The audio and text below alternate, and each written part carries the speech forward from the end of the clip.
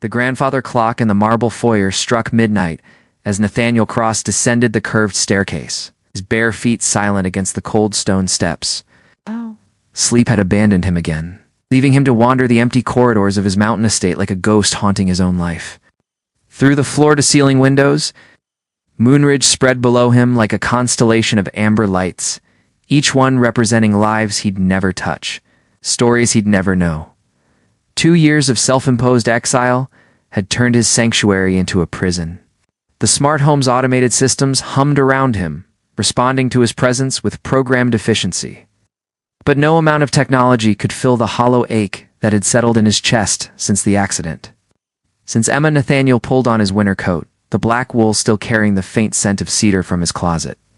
He needed air that wasn't filtered through million-dollar ventilation systems, needed to feel something real beneath his feet. Instead of heated marble floors, the security system chimed softly as he disabled it. Within moments he was stepping into the crystalline night. Snow crunched beneath his hiking boots as he made his way down the winding path that connected his estate to the town below. The cold bit at his cheeks, sharp and honest in a way that made him feel almost human again. Above, stars scattered across the Montana sky like diamonds on black velvet. Unimpressed by his wealth and untouched by his grief, the path leveled as he reached Main Street, where old-fashioned street lamps cast pools of golden light on the snow-dusted sidewalks. Most of Moonridge slept peacefully, but a few windows still glowed with warm light. He walked past the darkened storefronts, his breath forming small clouds in the frigid air. That was when he saw her. A figure emerged from the narrow alley beside Grounded Coffee. Moving with quick, purposeful steps, she wore a forest green peacoat and a hand-knitted scarf that seemed to shimmer with threads of gold and copper in the streetlight. Her dark hair escaped from beneath a wool beanie. She carried a steaming cup in one hand and a paper bag in the other. Nathaniel stepped aside to let her pass, but she was looking over her shoulder, calling out to someone in the alley. There. Collision was inevitable and spectacular. The coffee cup flew from her grasp, its contents arcing through the air in a perfect brown parabola before splashing across the snow. The paper bag hit the ground, spilling what looked like sandwiches and cookies onto the sidewalk. Both of them stumbled, and Nathaniel's hand shot out instinctively to steady her. Oh. For the love of she spun to face him, her eyes flashing.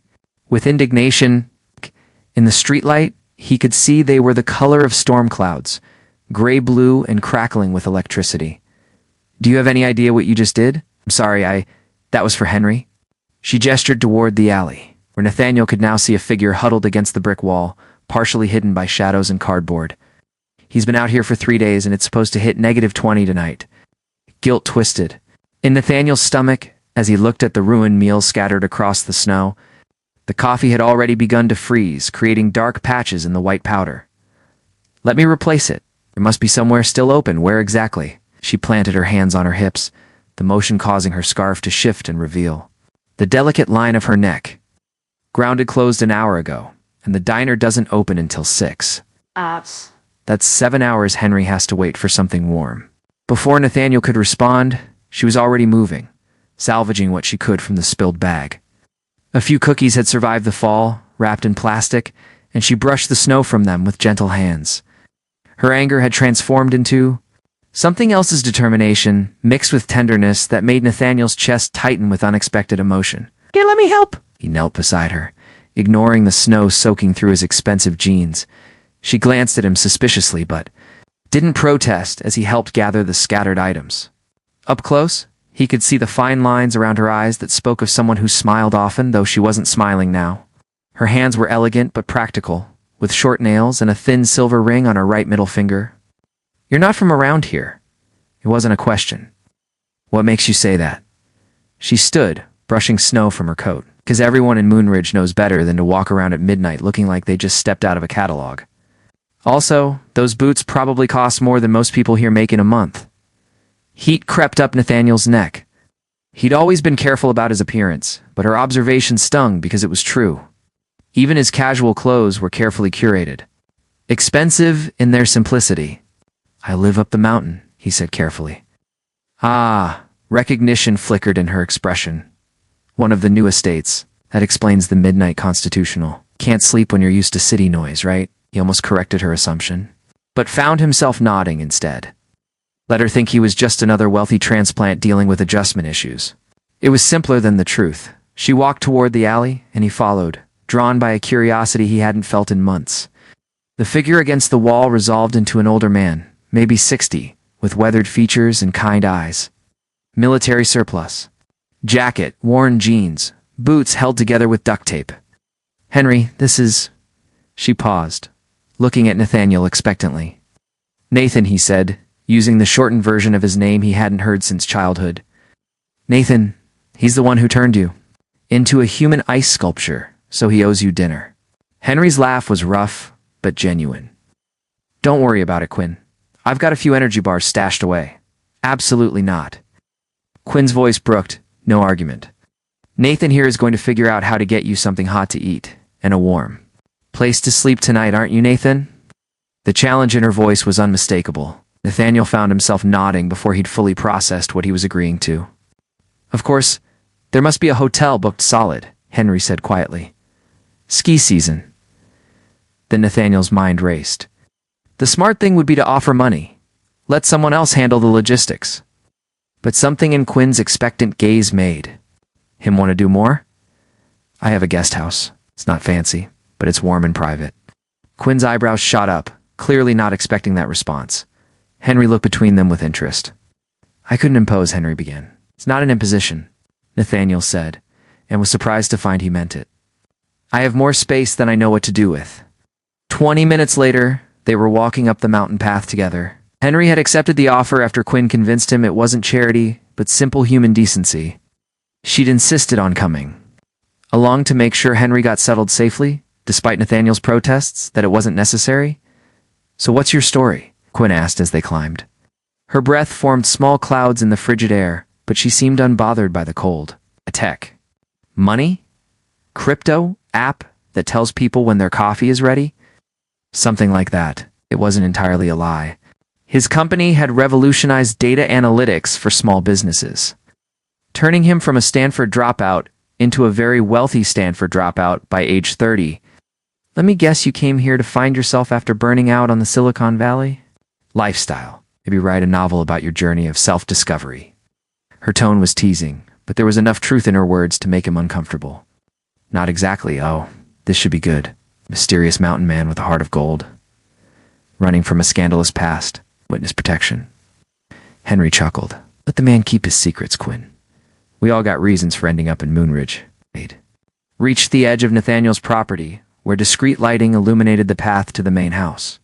Quinn went quiet as she took in the scope of it, the contemporary lines of the architecture, the way it seemed to float above the landscape, the subtle but unmistakable signs of serious wealth. "Well," she said finally, "hey, that's not a guest house.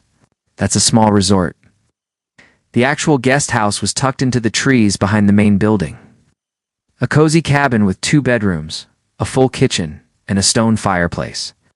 Nathaniel had built it for Emma's parents, though they'd never had the chance to visit. It had sat empty for 2 years, maintained by his cleaning service, but never used.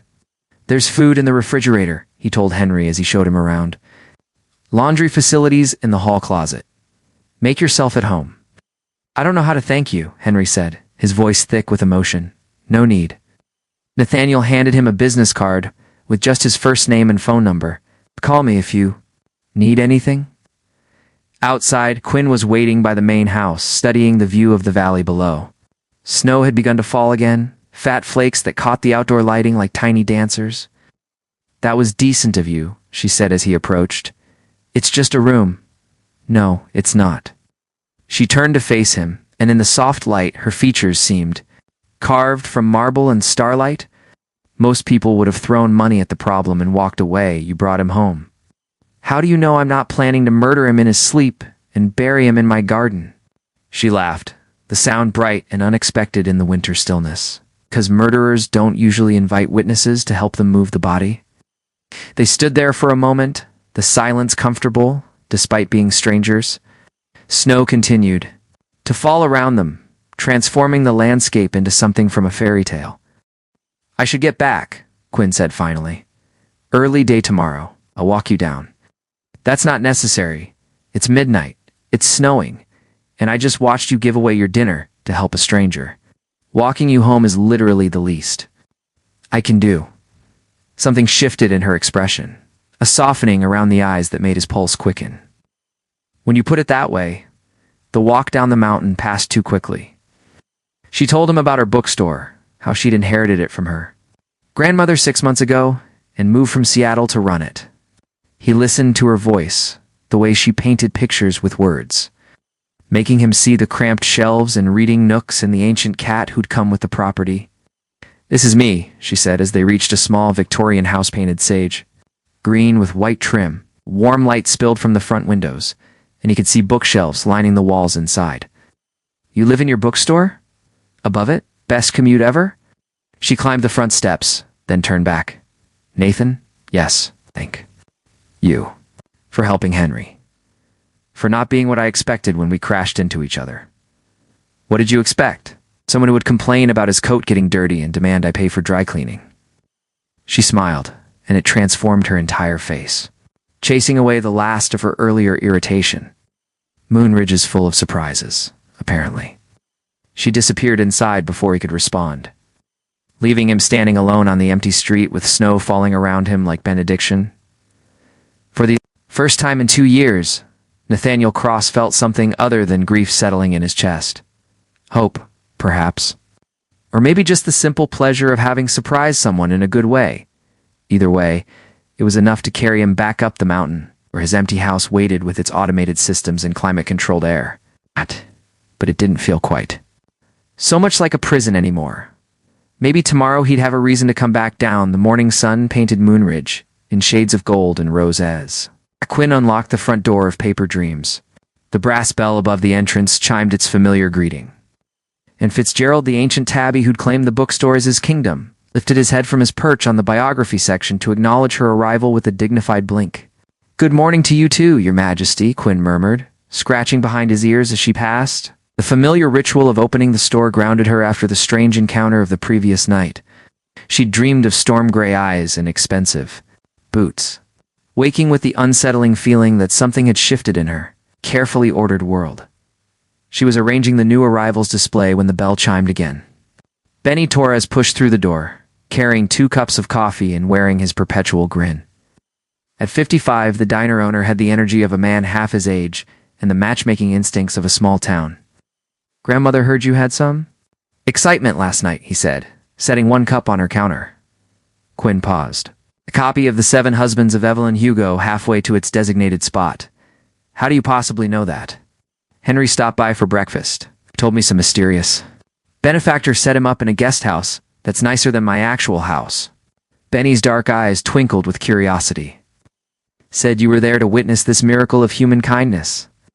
Heat crept up Quinn's neck. She should have known Henry would spread the story. Moonridge was small enough that everyone knew everyone else's business, usually before they knew it themselves. It wasn't a miracle, just someone with more money than sense doing the decent thing. Benny perched on the edge of her desk, clearly settling in for a proper interrogation. "And this someone with money, did he happen to be tall, dark, and mysteriously handsome?" "I wouldn't know. It was dark. And I was too busy being annoyed about spilled coffee to conduct a thorough assessment of his aesthetic qualities." "Right, that's why you're blushing." Before Quinn could formulate a suitable retort, the bell chimed again. She looked up to see Nathan stepping through the doorway, and her breath caught in her throat. In daylight, he was even more striking than she'd remembered. The expensive clothes made sense now, dark jeans that fit perfectly, a charcoal sweater that probably cost more than her monthly rent, and those damned boots that had started this whole mess. But it wasn't his appearance that made her pulse quicken. It was the uncertainty in his posture, the way he hesitated just inside the door, as if he might bolt at any moment. This was a man unaccustomed to small-town bookstores and their proprietors who remembered faces. Nathan. She was proud that her voice came out steady. "How's Henry this morning? Fed and rested? He wanted me to thank you again." He glanced around the store, taking in the overstuffed shelves and cozy reading nooks. "This is incredible. It's like a library had a baby with someone's living room." Benny cleared his throat pointedly, and Quinn realized she'd been staring. "Nathan, this is Benny Torres. He owns the diner down the street. Benny, this is Nathan. He's the one who helped Henry last night." "Ah, the mysterious benefactor." Benny hopped down from the desk and extended his hand. Pleasure to meet you. Any friend of Quinn's is welcome at Torres Diner anytime. We're not friends, Quinn said quickly. We just collided. Best way to meet people, Benny said with a grin. I met my wife when she threw a shoe at my head. 32 years next month. Nathan's mouth corked upward. Not quite a smile, but close. She has good aim, I take it. Terrifying aim. That's how I knew she was the one. Benny winked at Quinn. I'll leave you two to not be friends. Quinn dinner Sunday? Rosé's making her famous enchiladas? I'll be there, Quinn promised, knowing resistance was futile. Benny and his wife had adopted her the moment she'd moved to town, treating her like the daughter they'd never had. After Benny left, an awkward silence settled over the store. Nathan wandered over to the fiction section, running his fingers along the spines with the reverence of a true book lover. Fitzgerald appeared from nowhere and began weaving around his legs, purring like a small engine. He doesn't usually like strangers, Quinn observed. I'm honored. Nathan crouched to scratch the cat's chin, and something in his expression softened. What's his name? Fitzgerald. He came with the store, along with his attitude and his belief that he's actually in. Charge here. Smart cat. Are you? Am I what? In charge here? He straightened, and their eyes met across the narrow aisle. Or does Fitzgerald make all the important decisions? Quinn felt her cheeks warm again. There was something in his voice, a subtle flirtation that made her stomach flutter. Joint custody. I handled the business side. He manages customer relations. Efficient division of labor. They fell into comfortable conversation as Nathan browsed. He had opinions about books, good ones, and wasn't afraid to defend his love of literary fiction.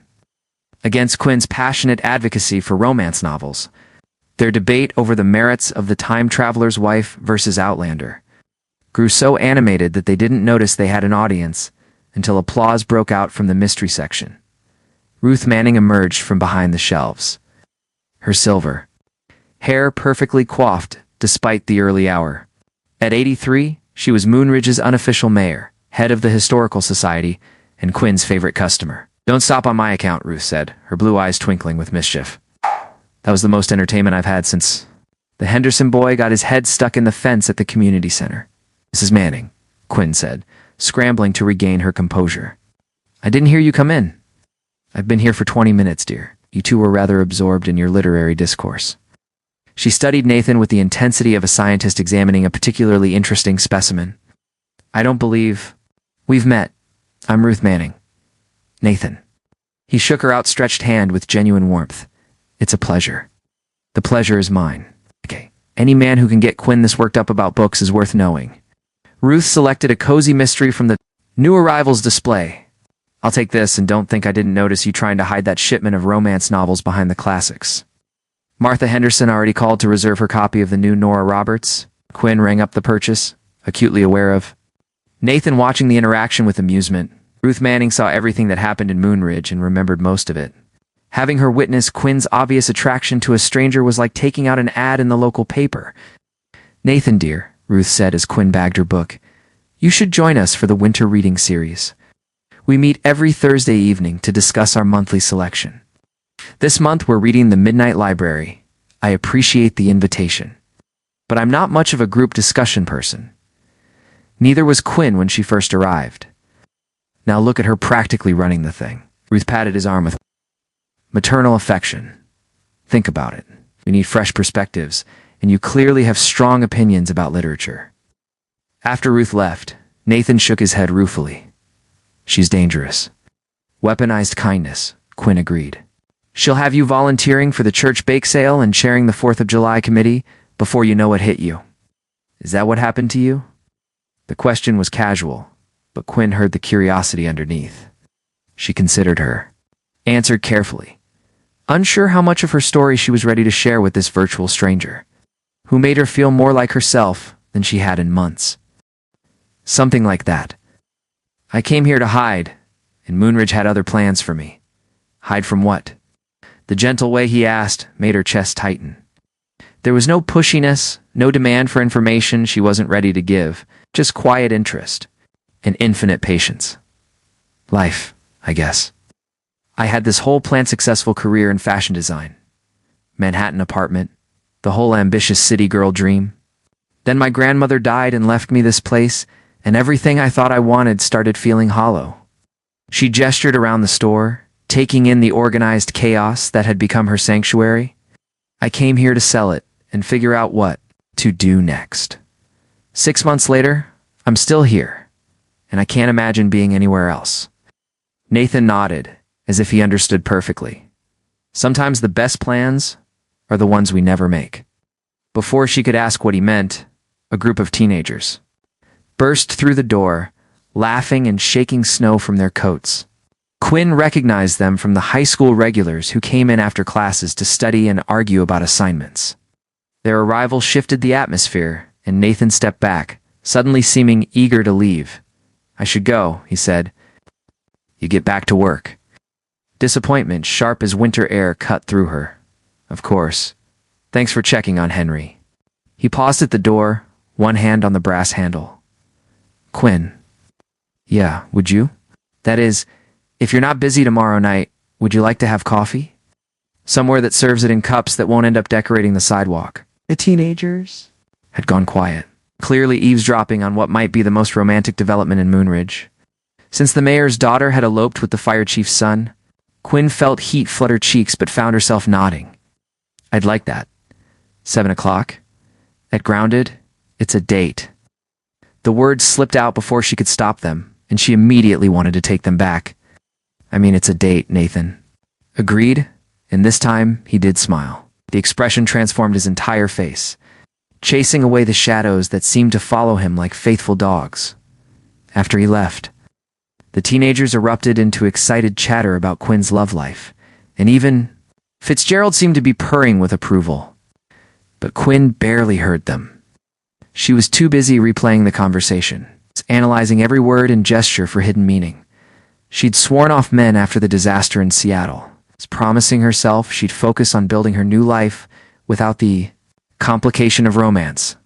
But Nathan didn't feel like a complication. He felt like a possibility she hadn't known she was hoping for. The afternoon passed in a blur of customers and daydreams. Ruth Manning returned with Martha Henderson in tow, both women making transparent excuses to pump Quinn for information about her mysterious coffee date. Benny stopped by twice, ostensibly to borrow books, but actually to offer unsolicited dating advice. Even the mailman lingered longer than necessary, clearly hoping to witness further developments in what was rapidly becoming Moonridge's hottest gossip. By closing time, Quinn's nerves were frayed from speculation and her own overthinking. She was locking up when her phone buzzed with a text from an unknown number. "Looking forward to tomorrow. Also, Fitzgerald approved of my book selections. I think I passed the most important test." Nathan, she smiled, typing back quickly. "He's very discerning. You should feel honored." "I do. Sleep well, Quinn." She stared at the message for a long moment, then saved his number in her contacts. Tomorrow couldn't come fast enough. The next evening arrived, wrapped in fresh snow, and Quinn's considerable anxiety.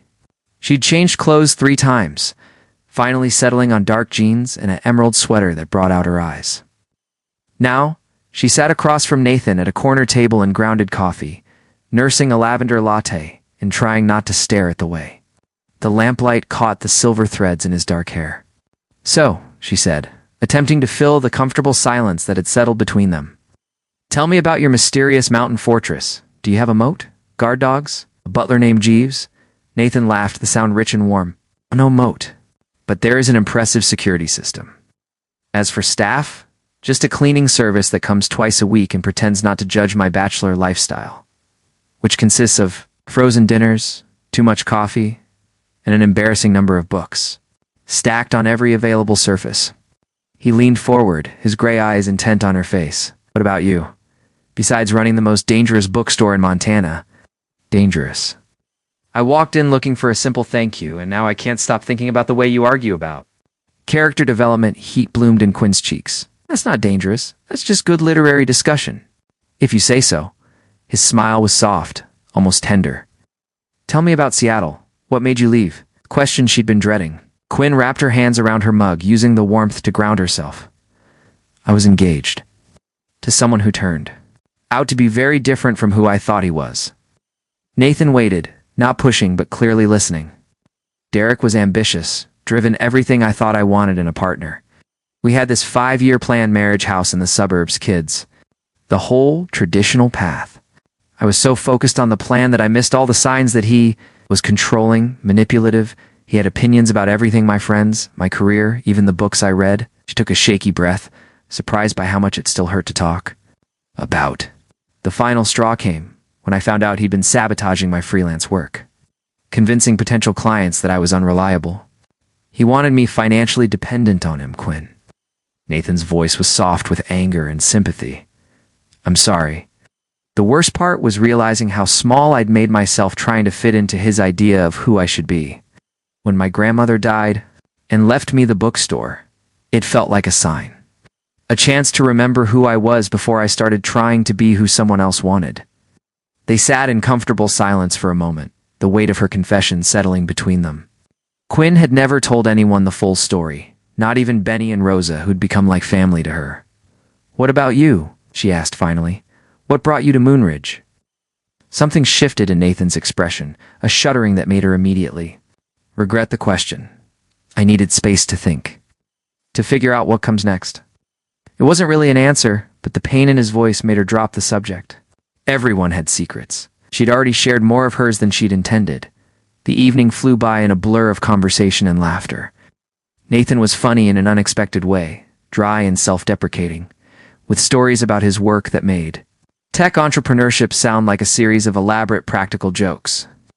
Quinn found herself relaxing completely for the first time in months, forgetting to worry about saying the wrong thing or revealing too much. When Grounded closed around them, they walked slowly back toward her store, neither wanting the evening to end.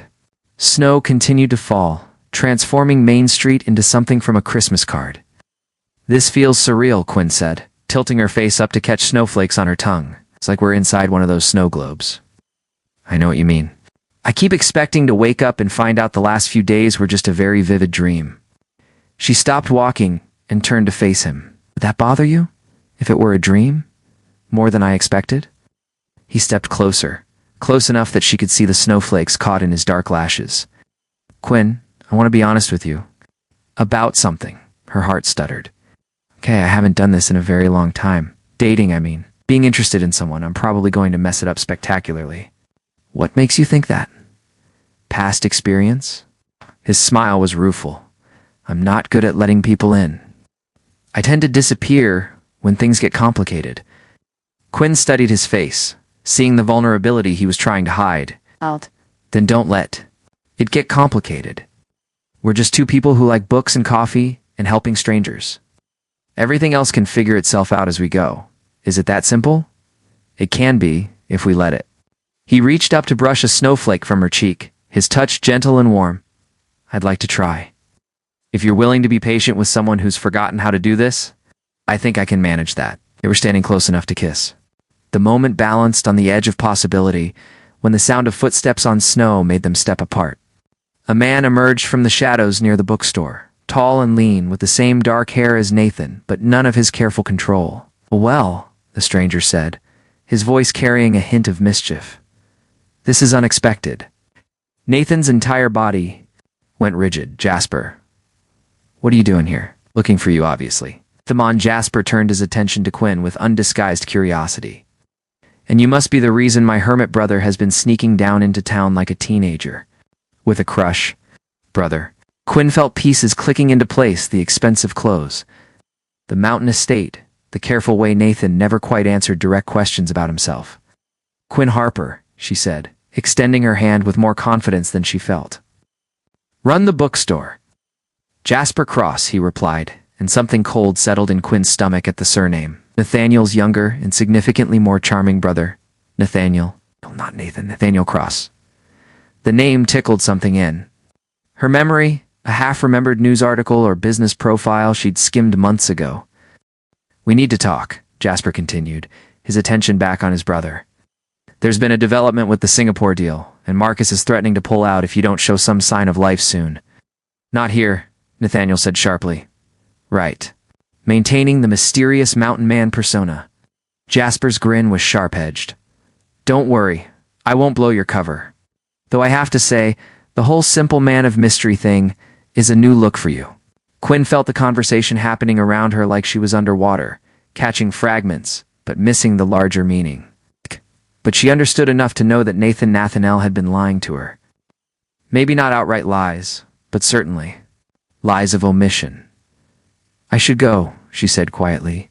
Quinn, wait." Nathaniel turned toward her, and she could see panic flickering in his eyes. "Let me explain." "Explain what?" "That you've been pretending to be someone you're not. That everything you've told me has been some kind of performance?" "It's not like that." "Then what is it like?"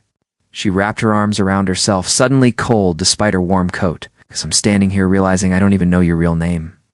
Jasper looked between them with interest, clearly enjoying the drama he'd created. "Well, this is awkward." Nathaniel Cross, tech mogul and reclusive billionaire, caught playing normal guy with the local bookstore owner. The word hit Quinn like a physical blow, explaining everything's the estate. The casual way he'd offered Henry a place to stay, the expensive clothes he wore like a uniform. She thought about Derek, about how he tried to control her through money and manipulation, and felt sick. "Is this some kind of game to you?" she asked, her voice barely above a whisper. "Rich guy slumming it with the locals for entertainment?" "No." The word came out fierce, almost desperate. "Quinn, you have to believe me, that's not what this is." She was already backing away. The magic of the evening shattered beyond repair. "I need to think. I need space." "Quinn, please, don't." She held up a hand to stop him from following. "Just don't. I'll call you when I'm ready to talk." "If I'm ready to talk," she turned and fled, leaving the two brothers standing in the falling snow. Behind her, she could hear Jasper's voice, amused and completely unrepentant. "Well, that went. Well, you always did know how to make an impression." Quinn didn't stop running until she was inside her apartment, the door locked and the curtains drawn. She leaned against the wall, breathing hard, trying to process what had just happened. Nathaniel Cross. She pulled out her phone and did what she should have done days ago. She Googled him. The results were overwhelming. Forbes articles, business, profiles, photos from charity galas where he looked every inch the billionaire tech mogul, in expensive tuxedos with women who belonged on magazine covers.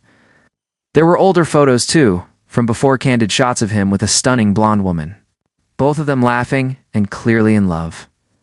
Emma Vasquez, she learned from the captions. Philanthropist and art dealer. Dead at 28 in a car accident 2 years ago. Survived by her fiancé, tech entrepreneur Nathaniel Cross. Quinn stared at the screen until the words blurred. Everything made sense now, the grief that followed. Him like a shadow, the careful way he held himself apart from the world. The surprise in his voice when he talked about not having done this in a long time. He hadn't been lying about that. At least her phone buzzed with a text. "I know you're angry and you have every right to be. But please don't disappear. Give me a chance to explain."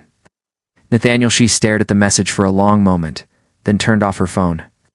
She needed time to think, to figure out what she was feeling beyond the initial shock and hurt. But even as she tried to convince herself that this was just another Derek situation, another man who'd lied to get what he wanted, she couldn't shake the memory of the way Nathaniel had looked at her when she'd asked if he would be bothered if their time together was just a dream. "More than I expected," he'd said, and she'd heard the truth in his voice.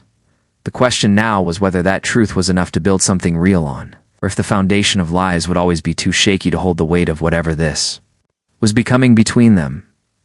Outside, snow continued to fall, blanketing Moonridge in pristine white, covering the tracks they'd made walking together and making it look like nothing had ever disturbed the perfect surface at all. Epilogue. 3 months later, spring had come to Moonridge with its usual dramatic flair, transforming the snow-covered landscape into a riot of wildflowers and rushing streams. Quinn stood on the front porch of Paper Dreams, watching the sunset paint the mountains in shades of rose and gold. A steaming mug of coffee warming her hands. The bell behind her chimed, and she didn't need to turn around to know who it was. After 3 months of carefully rebuilt trust and tentative courtship, she knew the sound of Nathaniel's footsteps as well as her own heartbeat. "How was Denver?" she asked as his arms came around her from behind. "Productive, boring, too far from..." Here, he pressed a kiss to the top of her head, and she leaned back against his chest. "I have news." "Good news or bad news?" "Good, I think. I hope." He turned her in his arms, and she could see excitement and nervousness warring in his gray eyes. I made a decision about the company. 3 months ago, when they'd finally talked through the hurt and misunderstanding of that snowy night, Nathaniel had told her everything. About Emma, about the grief that had driven him into isolation, about how meeting Quinn had made him want to rejoin the world. He'd also told her about Cross Technologies, the company he'd built from nothing and then nearly abandoned in his grief. "I'm selling my majority stake to Marcus and the board," he said now, keeping enough involvement to stay connected, but stepping back from day-to-day operations. Quinn felt her breath catch. "Nathaniel, you don't have to. Yes, I do." His hands framed her face, thumbs brushing across her cheekbones. "Not because you asked me to, but because I want to. I want a life that's about more than work and isolation. I want a life with you here in Moonridge." What about Emma? The question had been between them for months, unspoken, but always present. Quinn had never asked him to choose between past and present, but she'd wondered if he was ready to. "Emma would want me to be happy," he said simply. "She'd probably also want me to stop wearing the same 3 sweaters and maybe learn to cook something more complicated than scrambled eggs." Quinn laughed despite the tears threatening to spill over. "Those are very reasonable requests." More, he stepped back, suddenly looking nervous again. "I want to do something with the money, something Emma would have approved of. I was thinking, what would you say to opening a community center? Something that could house a homeless shelter, job training programs, maybe a satellite library branch." The idea was so perfect, so completely right, that Quinn couldn't speak for a moment. "Henry would be your first customer. I was hoping he'd be my first hire. He knows more about what people in his situation need than any consultant I could bring in." Quinn stood on her tiptoes and kissed him, pouring all her love and pride and hope for their future into the connection. When they broke apart, both of them were breathing hard. "Is that a yes to the community center?" he asked. "That's a yes to everything," she said. "The center, the life, the scrambled eggs. All of it." As the last light faded from the sky, they sat together on the porch swing Nathaniel had installed the month before, Quinn curled against his side with Fitzgerald purring in her lap. Main Street stretched out before them, lined with the warm glow of shop windows and the lives being lived behind them. "Do you ever think about that night?" Quinn asked.